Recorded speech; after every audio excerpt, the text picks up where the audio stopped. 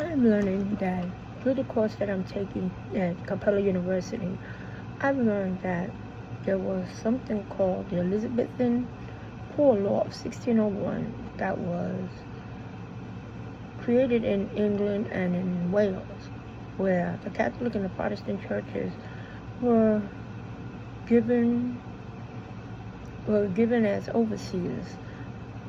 And the twist of it is, think about it.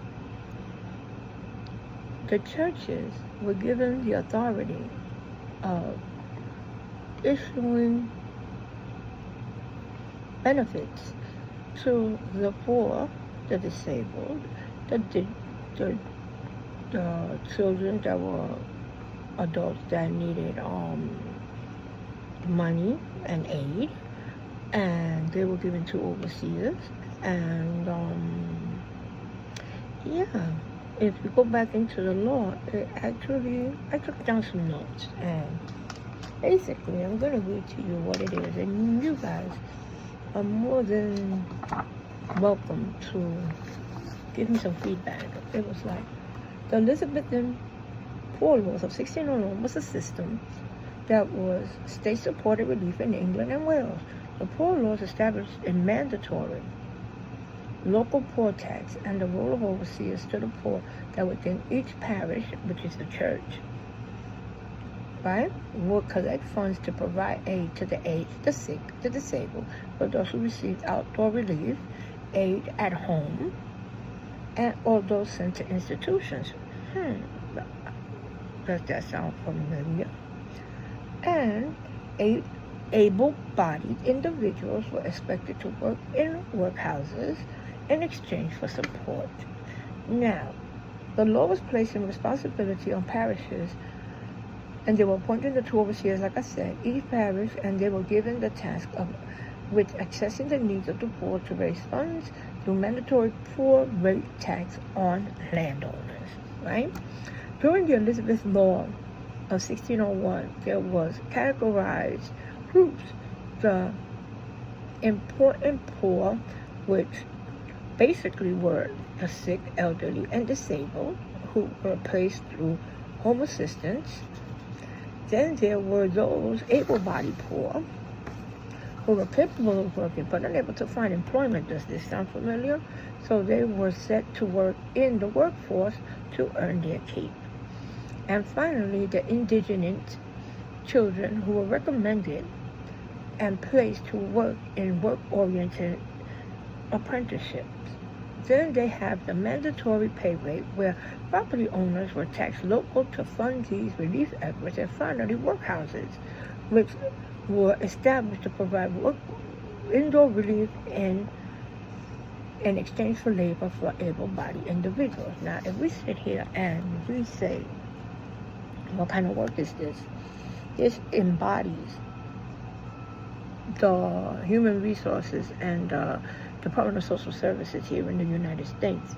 And I say this because able-bodied people are now expected to work for their food stamps and their Medicaid, and they are put into reform programs so they can be able to keep their benefits and still being a productive person in society. Now, back when Franklin Roosevelt developed the welfare system, it was developed because of the World War II and how women needed to survive while their partners and husbands and fathers of their children were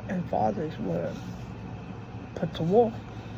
Now, and the GI Bill and all this was created. Now, we have to say to ourselves, as the welfare reform program evolved and new ways trying to get people to be off the system back into the 1970s, when people were coming in and out, social workers coming into your homes to make sure that you had the basic necessities that you had.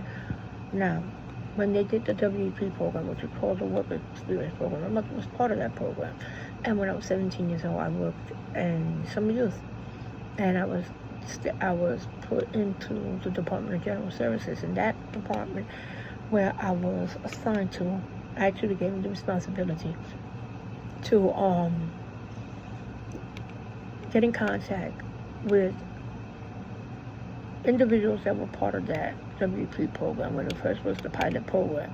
And my job was to find out and interview them and videotape them and to see it if their work experience program, pilot program, actually helped them to maintain their jobs that they were given.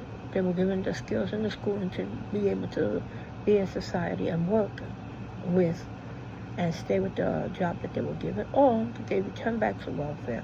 And if so, how long after did it happen? If it benefited them or didn't benefit them? What was the result? Now you ask yourself now, 2025, Donald Trump wants people to work for their food stamp program. So, and he says able-bodied individuals. So, ask yourself, is the United States on a virtual timeline where we are borrowing from Peter and Paul to try to put the United States back on track, where a lot of people will not be getting government assistance? And if so, if the disabled and the elderly, as we are exempt off from this, where is the originality when every time I turn around, our United States system is always mimicking something from another part of history or from another country? Where's the originality that we have to come up with a system that is going to work, where we will be able to help our United States government, where, like right now, I am an individual who is disabled. I may not look it, but I sit down and I lay down in a lot of my videos because I have an autoimmune disease that riddles my body with pain. So sometimes I'm sitting, sometimes I don't have my hair done, sometimes I'm able to move around. And I'm grateful, very grateful, that I am able to be taken care of because I have worked in this world. And a lot of people do take advantage of the system. And I do believe that wholeheartedly open.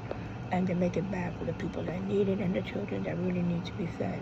Now look at the chaos that we're in right now, because they're trying to differentiate who's the working class, who's not the working class, who's able to work, who's not able to work, who's selling food stamps, who's buying food stamps, who's not buying food for their kids, who's trying to economize.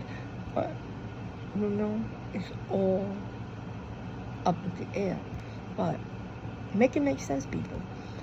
Why is it that we are in a state of flux that doesn't make sense? Help us. Anybody with any ideas, please feel free to leave comments. I will shout you out and I will answer them. As you reply, I will answer you. And I will try to get back to everybody. I will make a general post or another video and shout as many people as I can that do give me that actually answers my post. Thank you.